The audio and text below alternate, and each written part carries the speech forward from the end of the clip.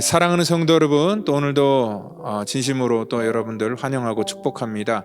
오늘 또 드려지는 예배가 또 하나님 앞에 온전하게 올려드리는 그러한 거룩한 산 제사가 되기를 바랍니다. 또 여러분들 이 시간에 우리가 이 영상을 만드는 것은 또 하나님의 거룩한 전에 같이 와서 예배할 수 없는 분들을 위해서 만든 영상입니다. 우리 이 시간 건강하신 분들은 되도록이면 하나님의 거룩한 교회에 와서 성전에서 같이 함께 예배하면 좋겠습니다. 이 시간에 우리 같이 하나님 앞에 묵상으로 나아가며 우리 6월 27일 우리 주일 예배로 올려드리도록 하겠습니다. 다 같이 묵상으로 기도합니다. 여호와 우리 주여, 주의 이름이 온 땅에 어찌 그리 아름다운지요. 주의 영광이 하늘을 덮었나이다. 주의 대적으로 말미암아 어린 아이들과 젖먹이들의 입으로 권능을 세우시며 이는 원수들과 보복자들을 잠잠하게 하려 하심이니이다. 주의 손가락으로 만드신 주의 하늘과 주께서 베풀어 두신 달과 별들을 내가 보오니 사람이 무엇이기에 주께서 그를 생각하시며 인자가 무엇이기에 주께서 그를 돌보시나이까. 그를 하나님보다 조금 못하게 하시고 영화와 존귀로 관을 씌우셨나이다.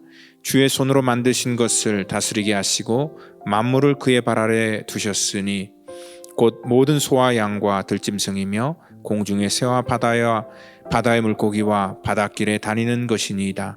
여호와 우리 주여, 주의 이름이 온 땅에 어찌 그리 아름다운지요. 하나님 감사합니다. 온 세상의 주관자가 되시는 하나님을 찬양합니다. 이 시간에 아버지 하나님, 우리같이 연약한 부족한 인생들에게 찾아오셔서 우리에게 다시 한번 하나님의 자녀의 기회를 허락하시고 또 믿음으로 세워주시는 주의 은혜가 오늘 예배 속에 있기를 원합니다.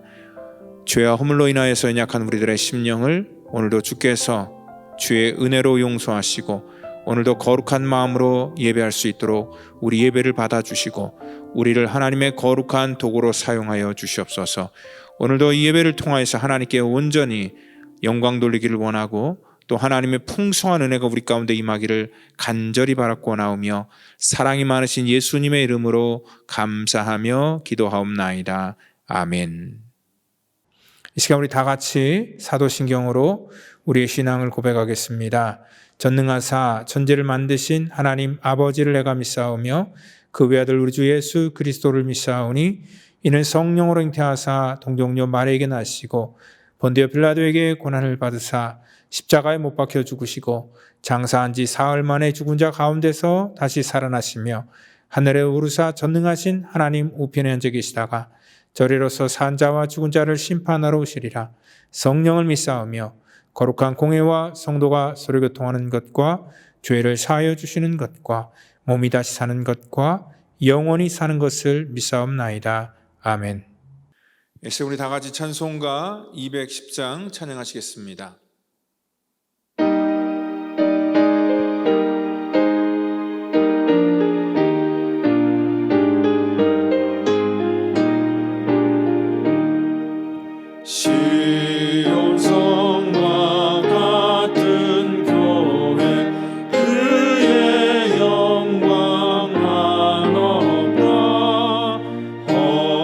허락하신 말씀대로 주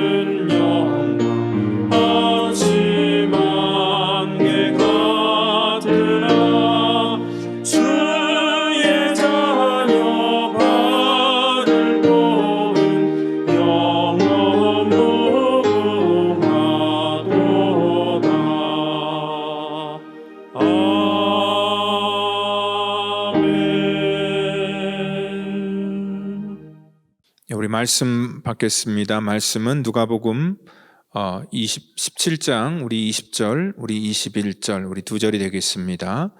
누가복음 17장 20절, 21절 우리 두 절 말씀 되겠습니다. 같이 한 목소리로 말씀 받겠습니다. 바리새인들이 하나님의 나라가 어느 때에 임하나이까 묻거늘 예수께서 대답하여 이르시되 하나님의 나라는 볼 수 있게 임하는 것이 아니요 또 여기 있다 저기 있다고도 못하리니 하나님의 나라는 너희 안에 있느니라. 이 시간에 우리 하나님의 나라는 이라는 제목을 가지고 우리 누가복음 강해를 시작하도록 하겠습니다. 제가 전에 하나님 나라를 사는 방식이라는 그러한 책을 읽었는데요. 거기에 그 화장실에 쌓은 돈이라고 김동호 목사님이 거기 글을 적었습니다. 그 내용은 이렇습니다. 어느 신혼부부가요 나름 행복하게 살고 있었습니다.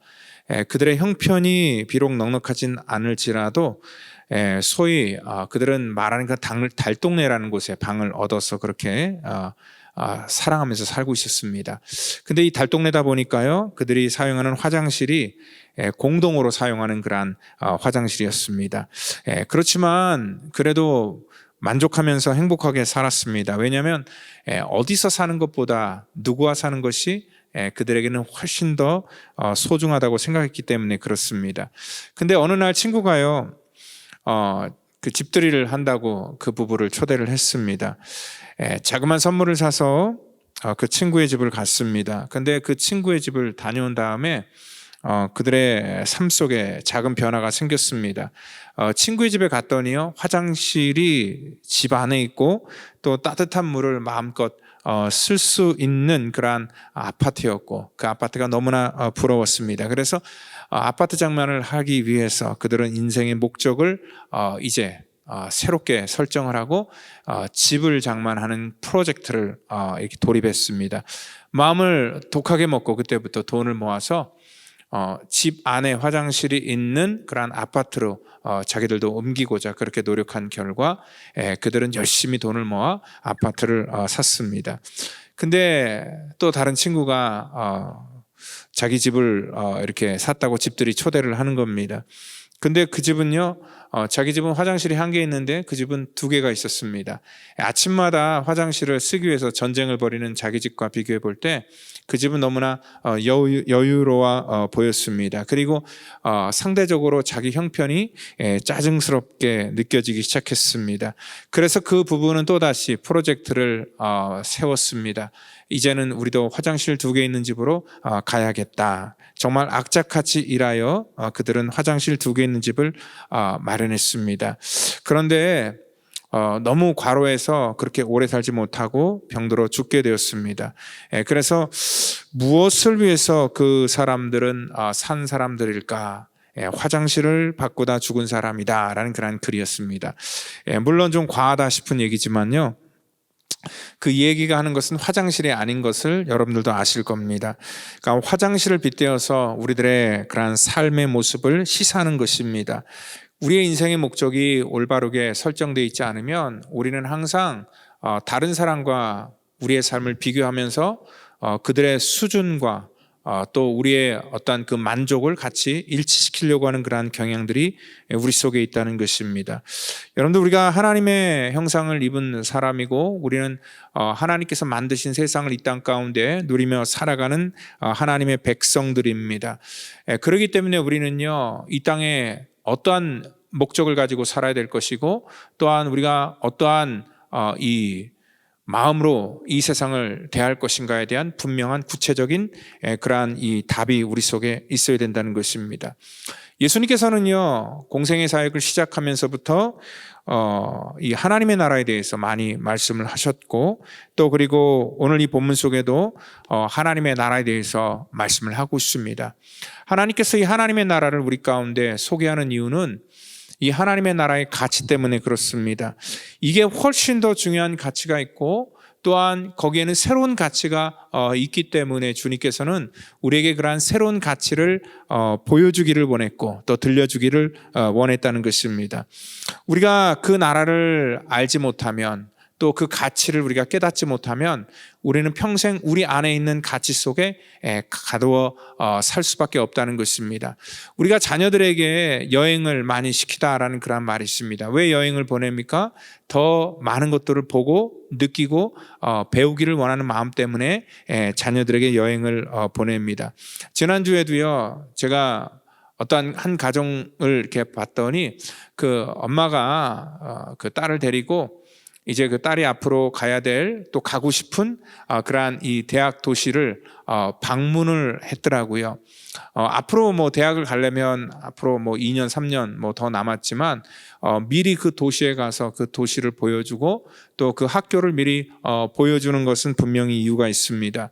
우리 뭐 그 가정뿐만 아니라 많은 가정들이 이렇게 대학을 미리 투어하는 그러한 일들을 하는데요.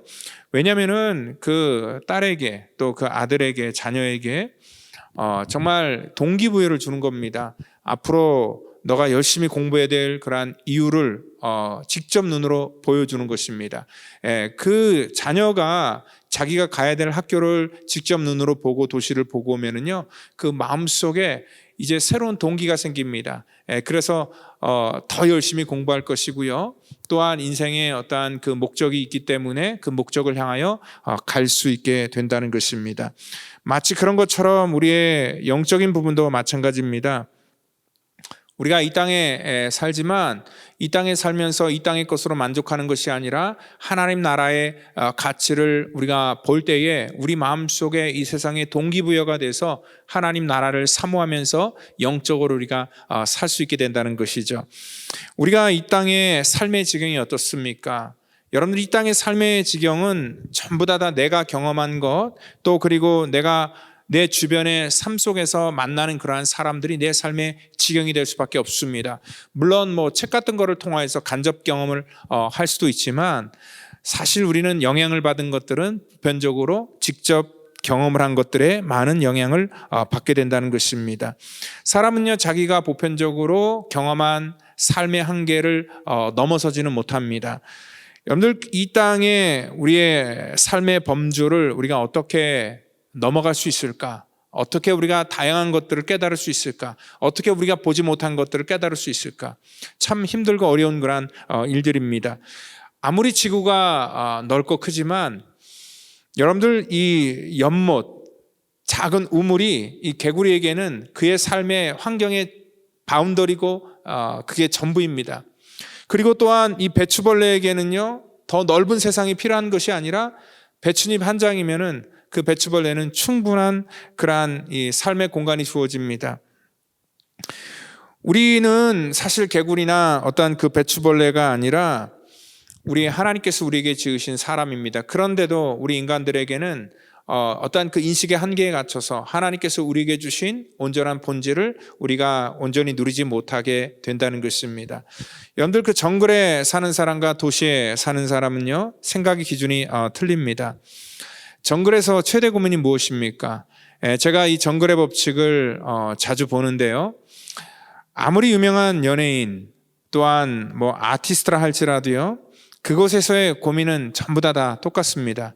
오늘 하루 사냥해서 내가 무엇으로 끼니를 때울 것인가, 그리고 어디서 잘 것인가, 그것이 최대 고민이고, 하루 왼종일 수고하고 애써서 그들이 얻은 것은 하루에 한 끼 배불리게 만드는 그러한 이 식재료를 구하는 것에 온통 관심이 있습니다.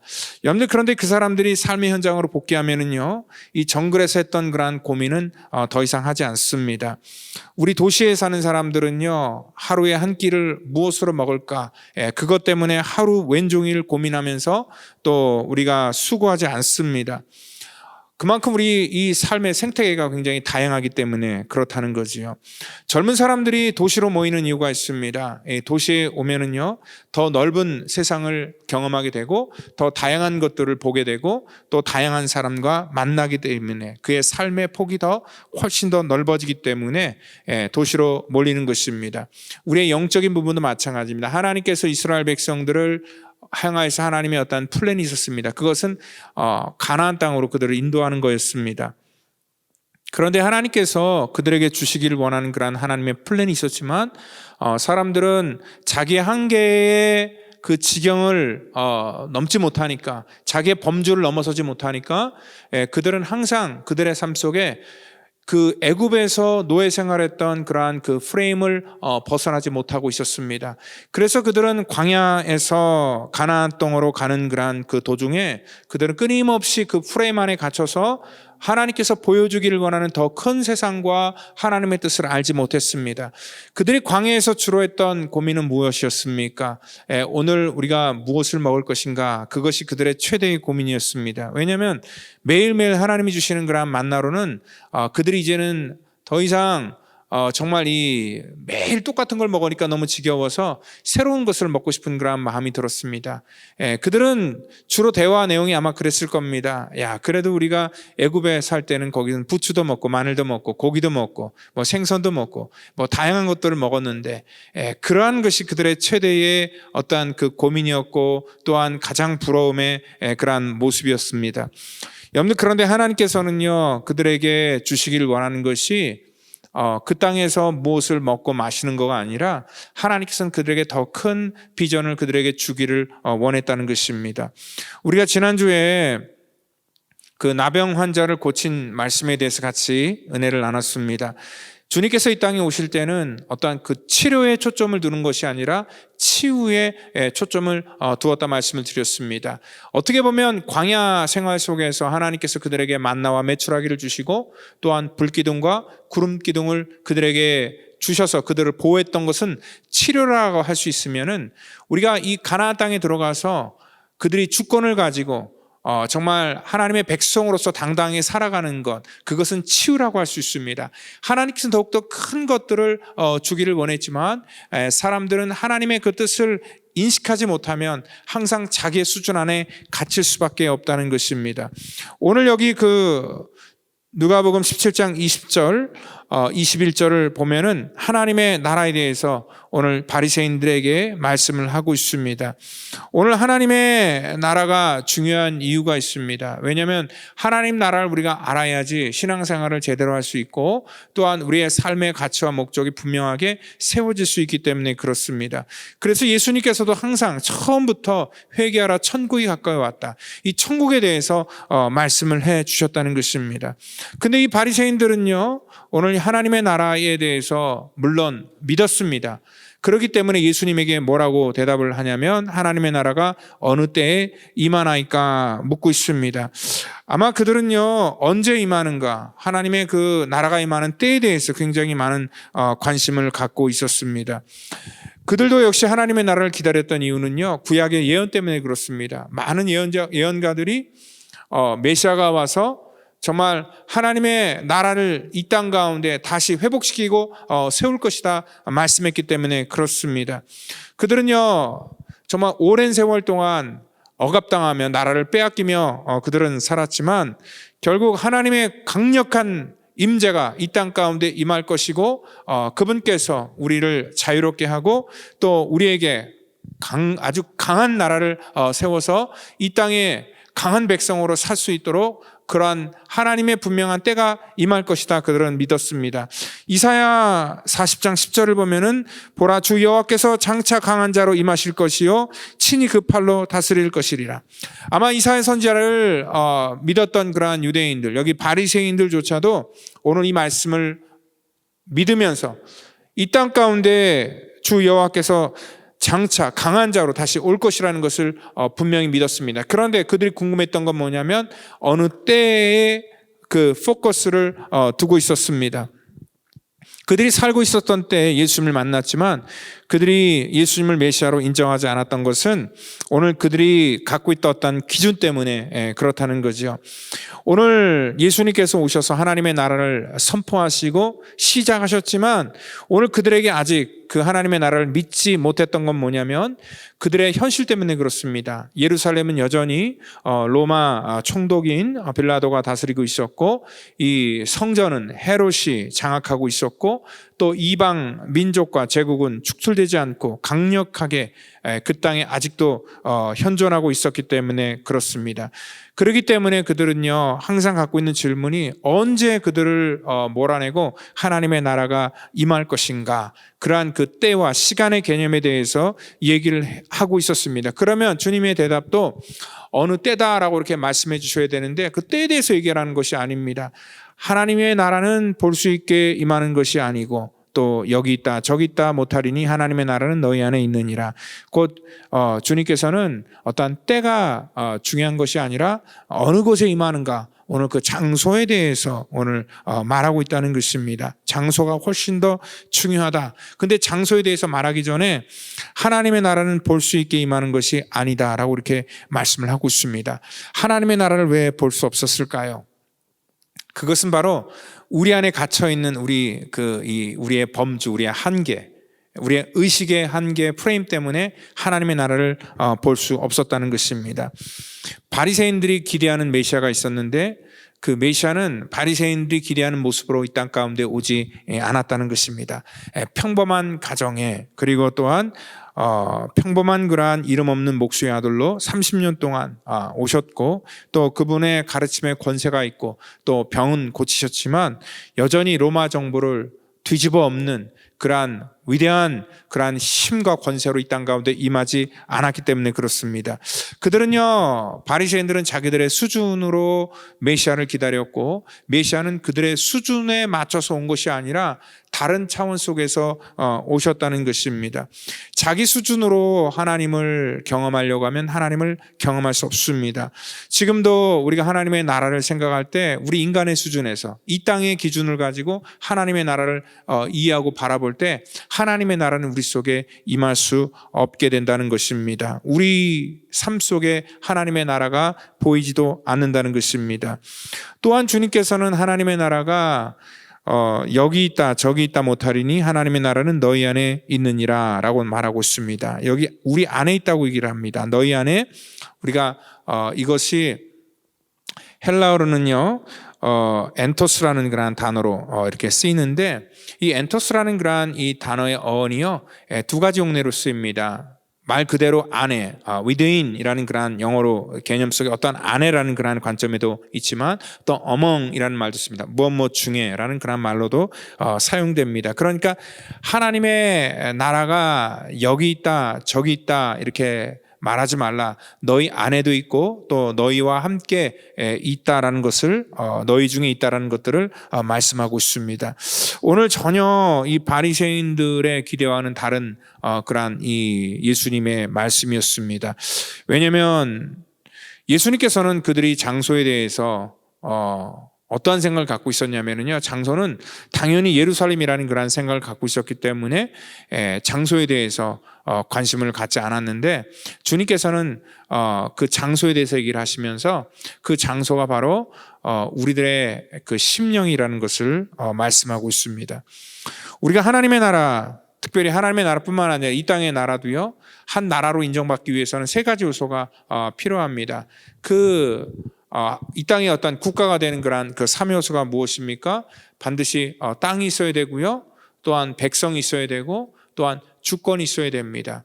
그래서 우리가 이 땅과 백성과 이 주권을 이 국가의 3요소라고 말할 수 있습니다. 하나님의 나라도 마찬가지입니다. 오늘 이 백성은 우리가 될 수 있고요, 그리고 또한 그 영토는 여기 주님께서 말하는 그런 내용 그대로 보면 우리 안이 될 수도 있는 것이고, 또 이 주권은 무엇입니까? 일반적으로 민주주의 국가에서는 주권이 국민에게 있다고 합니다. 그러다 보니까 우리 예수 믿는 사람들이 이게 좀 약간 혼동이 됩니다. 이 주권이 나에게 있다라고 생각하니까 우리가 신앙생활하면서도 자기의 주관대로 자기 뜻대로 살려고 한다는 것입니다. 그런데 하나님 나라는요 민주국가가 아닙니다. 하나님의 나라는 왕정국가고 신정국가입니다. 즉 하나님께서 모든 주권을 갖고 계시고 또 하나님께서 친히 통치하시는 나라라는 것입니다. 그렇기 때문에 하나님 나라를 우리가 간략하게 정의를 하면은요, 하나님의 주권에 따라서 하나님의 통치가 있는 그러한 영역이 바로 하나님의 나라다라고 이렇게 말할 수 있다는 것입니다. 모든 피조물들이 하나님의 권세에 복종하고 그의 통치를 받아들여 그의 뜻을 이루어 나가는 그 영역이 바로 하나님의 나라가 된다는 것입니다. 오늘 이 주권이라는 개념은요, 하나님의 통치가 미치는 그곳이 바로 하나님의 나라인 것입니다. 우리가 그래서 지난 팬데믹 동안에서도 가정에서 예배를 드릴 수 있었던 이유가 뭐냐면, 비록 성전이 아닐지라도 하나님의 통치가 임하는 곳, 하나님의 주권이 임하는 곳, 바로 그것이 하나님의 나라이기 때문에 그렇습니다.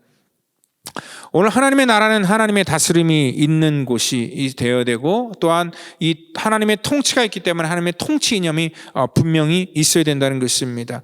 오늘 하나님의 통치 이념이 무엇입니까?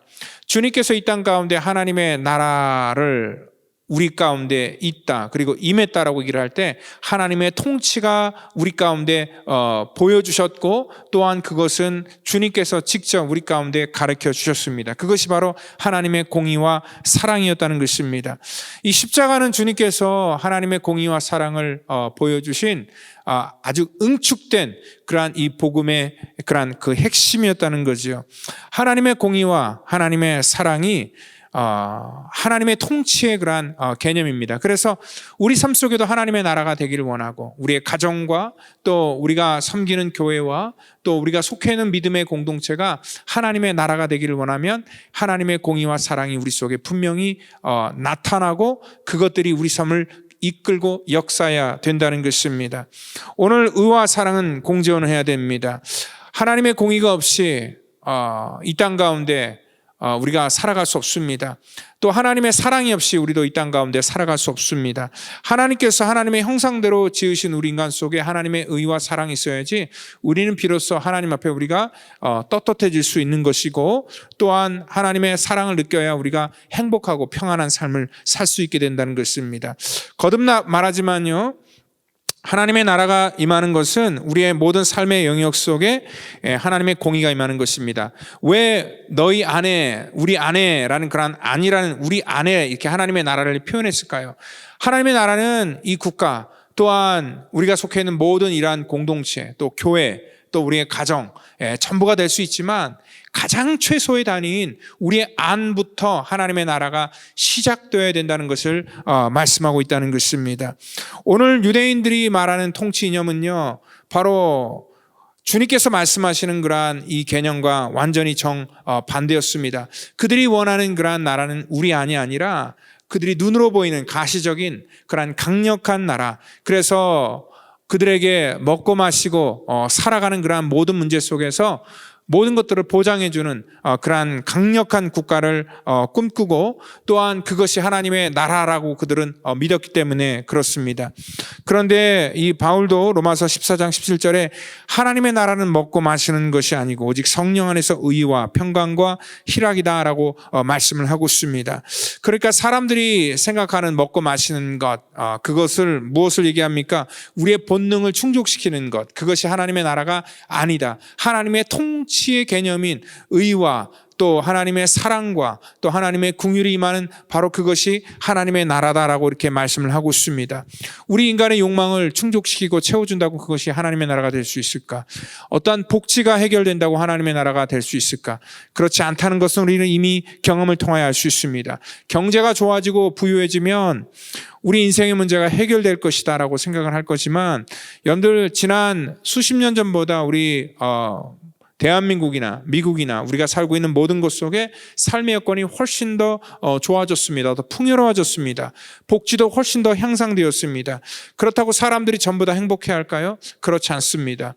대한민국 같은 걸 보더라도 더 많은 사람들이 정신질환에 시달리고 있고요, 더 많은 사람들이 스스로 목숨을 끊는 그러한 일들이 있고, 더 많은 가정이 깨지는 그러한 일들을 우리는 바라보고 있습니다. 즉 인간의 욕망을 충족시킨다고 하나님의 나라가 될 수 없다는 것입니다. 또한 하나님의 나라에 대한 오해가 있습니다. 하나님의 나라가 너희 안에 있다고 하니까 마치 이 천국에 대해서 잘못된 그러한 지식을 가리키는 그러한 이단들이 생기게 되었습니다. 그러니까 하나님의 나라를 관념적으로만 생각합니다. 우리 안에 있다고 하니까 우리 안에서 그냥 마음이 평안한 것이 천국이지라는 그러한 생각으로 이 하나님의 나라를 폄하시키는 그러한 일들도 있습니다. 오늘 우리가 착하게 살고 편하게 살고 또한 걱정거리가 없으면 그것이 천국이다라고 생각할지 모르겠지만 그건 역시 사단의 역사라는 것입니다. 하나님의 나라는 우리가 분명히 이해해야 됩니다. 하나님의 나라는 이미 우리 가운데 임한 나라고, 또한 하나님의 나라는 또 반면에 아직 임하지 않은 그런 나라일 수도 있습니다. 그러니까 하나님의 나라의 속성은 현재와 미래의 양면성을 다 가지고 있는 그런 나라라는 것입니다. 우리가 죽은 다음에 요단강을 건너서 어떤 하나님의 나라로 간다라는 그런 표현들을 많이 사용합니다. 그런데 성경에서는요, 우리가 하나님의 나라를 간다라는 그런 표현보다 하나님의 나라가 우리 가운데 임하였다, 우리에게 온다라는 그런 표현을 사용하고 있다는 것입니다. 하나님의 나라는요, 물론 우리가 죽어서 가야 될 그러한 이 본향인 것도 맞습니다. 왜냐하면 그것 역시도 뭡니까? 하나님의 주권으로 하나님이 통치하시는 장소이기 때문에 그렇다는 거죠. 예수님께서도 그 십자가에 그 달리실 때에 그 강도 중 한 명에게 내가 진실로 내게 이르노니 내가 오늘 나와 함께 낙원에 있으리라 라고 그렇게 말씀을 하셨습니다. 그리고 또한 제자들에게도 요한복음 14장 2절에 내 아버지 집에 거할 것이 많도다. 그렇지 않으면 너에게 일렀으리라. 내가 너희를 위하여 거처를 처소를 예비하러 간다라고 이렇게 말씀을 합니다. 그러니까 하나님이 계시는 우리가 천국, 헤븐이라고 생각하는 그것도 하나님의 통치의 영역이고 또 하나님의 통치의 이념과 하나님의 주권이 있는 곳이기 때문에 그것도 하나님의 나라지만, 그거는 미래적인 얘기지만 우리 이 땅에 살고 있는 저와 여러분들에게는 이 현재적으로 이 땅에 살고 있는 우리의 삶의 모든 이 여러분들의 가정과 또 우리의 삶의 모든 그러한 이 믿음의 공동체, 그리고 또 우리의 심령도 하나님의 나라가 될 수 있다는 것을 말씀하고 있습니다. 복음이라는 것은 하나님의 나라가 우리 가운데 임하는 것입니다. 우리가 찾아가는 것이 아니라 하나님의 나라가 우리 속에 임하여서 우리를 다스리시고 우리를 통치할 때에 비로소 우리의 삶 속에 하나님의 나라가 시작된다는 것입니다. 그러니까 하나님의 나라는 어디 이렇게 기다리는 공간이 아니라 역동적으로 우리에게 도래하는 그러한 공간이라는 것을 여러분들 믿으시길 바랍니다. 하나님의 관심은요, 하늘에도 있지만 이 땅에도 분명히 있습니다. 그래서 주님 가르쳐 주신 기도에 나라가 임하옵시며 뜻이 하늘에서 이룬 것 같이 땅에서도 이루어지이다 라고 말씀을 하고 있습니다. 그리고 또한 새하늘과 새 땅이라는 말을 통하셔도 분명히 이 땅에 대해서 강조를 하고 있습니다. 그리고 새 예루살렘이 하늘로부터 내려온다라는 그러한 표현을 계시록에도 말씀을 하고 있습니다. 그러니까 이 말씀은 하늘에 관심이 없다는 것이 아닙니다. 하늘은요, 하나님의 뜻이 온전히 이루어졌기 때문에 오늘 그 하나님의 뜻이 이 땅 가운데서도 우리의 삶 속에 이루어지기를 원한다는 것입니다. 그래서 우리가 이 땅에 살아가면서 하나님께서는 우리의 삶 속에 이 땅에 관심을 갖고 계시고 또 저와 여러분들의 삶이 하나님의 나라가 되기를 원하십니다. 하나님의 나라가 되기 위해선 하나님께서 우리를 다스리시고 우리를 통치하시는 하나님의 그 통치 원리가 우리 속에 있어야 됩니다. 오늘 이 시간 저와 여러분들이 끝으로 찬양을 할 터인데, 오늘 나의 안에 거하라 라는 그러한 찬양입니다. 하나님께서 이 시간 저와 여러분들을 부르셨고요. 그리고 또한 하나님 안에 거하기를 원하는데 그 하나님 안이 하나님의 나라가 된다는 것을 여러분들 믿으시기를 바랍니다. 우리의 삶 속에 하나님의 통치 개념인 하나님의 의와 하나님의 사랑이 우리 속에 있어야 됩니다. 이 시간에 우리 하나님의 사랑과 하나님의 나라가 우리 가운데 임하기를 원합니다. 오늘 하나님의 주권이 임하는 곳이 하나님의 나라라 말씀했습니다. 우리 가장 작은 공간인 우리의 심령 가운데 오늘 하나님의 나라가 우리의 심령으로부터 시작되기를 바랍니다. 이 시간 우리 이 찬양을 보할 때 우리 안에 거하시는 하나님의 나라를 찬양합니다. 나의 안에 거하라. 나는 내 하나님이니 모든 환난 가운데 너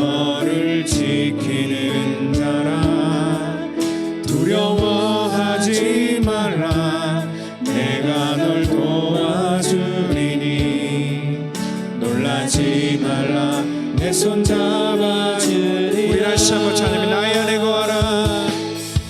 나의 안에 거하라. 나는 내 하나님. 모든 환난 가운데 너를 지키는 자라. 아무것도 두려워하지 말라. 내가 널 도와주리니 놀라지 말라. 내 손 잡아주리라. 내가 너를 지명하여 불러나니 너는 내 것이라. 내 것이라. 너의 하나님이라. 내가 너를 보배롭고 존귀하게 여기노라. 너를 사랑하는 내 여호와라. 내가 너를 지명하여 불렀나니 내가 너를 지명하여 불렀나니 너는 내 것이라. 내 것이라. 나의 하나님이라. 내가 너를 보배롭고 존귀하게 여기노라. 너를 사랑하는 내 여호와라. 이제 우리 같이 한번 기도합니다. 하나님, 이 시간에 우리의 심령 속에 하나님의 나라가 임하기를 원합니다. 우리들의 가정 속에 하나님의 통치와 주권이 임하는 하나님의 나라가 되기를 원합니다. 하나님, 이 시간 우리가 예배하는 믿음의 공동체 속에 하나님의 나라가 임하기를 원합니다. 주여, 이 시간에 오셔서 우리를 다스리시고 우리를 주관하여 주시기를 원합니다. 우리가 하나님을 높이고 우리의 왕으로 이 시간 우리 하나님을 우리가 외치고 하나님을 경배하기를 원하오니 주께서 우리의 모든 삶 속에 오셔서 하나님 다스리시고 인도하여 주시옵소서. 우리의 모든 삶 속에 우리를 홀로 두지 마시고 주의 능력과 권세로 우리 한 사람 한 사람 붙들어 세워주시기를 저희들 간절히 바라고 원하며 사랑이 많으신 예수 그리스도의 이름으로 감사하며 기도하옵나이다. 아멘. 라스베가스 펠로십 교회 예배 안내 및 교회 소식입니다. 주일 예배는 1부 예배와 2부 예배를 드립니다.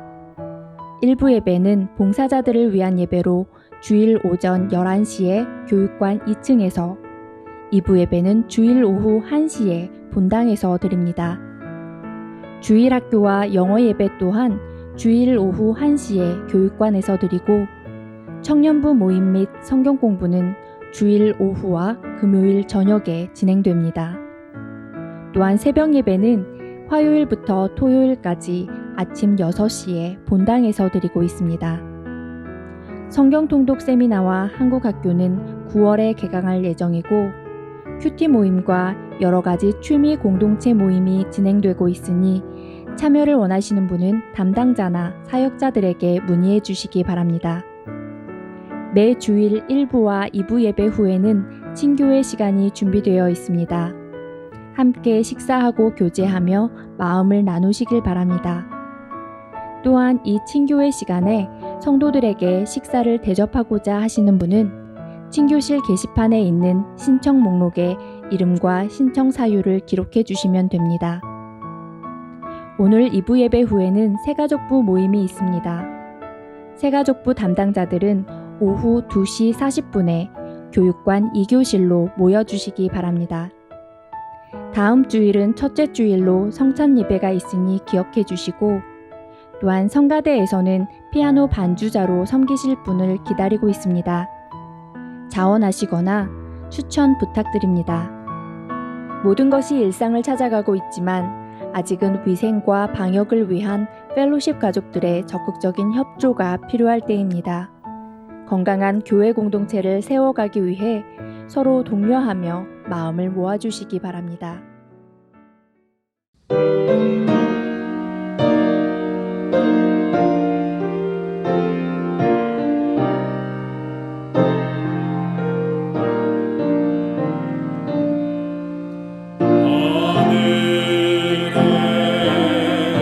하늘에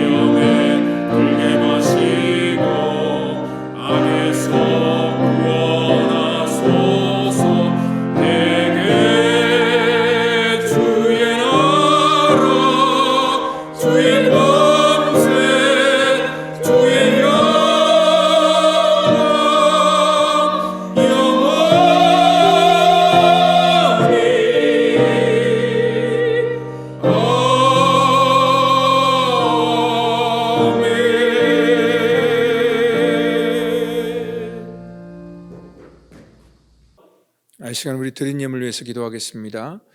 하나님 감사합니다. 저희들도 주회전에 나올 때 귀한 물질을 구별하여 주 앞에 드립니다. 우리의 삶에 하나님께서 허락하신 귀한 열매들입니다. 주께서 모든 것들 우리에게 허락하신 것을 내가 믿고 알기에 11조 예물로, 또한 감사의 조건들을 나에게 더하셔서 하나님 감사의 마음을 담아 감사의 예물로, 또한 하나님의 거룩한 나라가 이 땅 가운데 더 확장되기를 원하여 선교와 구제와 또 하나님의 거룩한 교회가 세워지기를 원하여 여러 가지 제목으로 주 앞에 귀한 물질 드렸사오니, 하나님께서 우리의 모든 예물을 받으시고 축복하여 주시고 드려서 부족하지 않도록 하나님 날마다 더 새로운 것들로 공급하여 주시옵소서.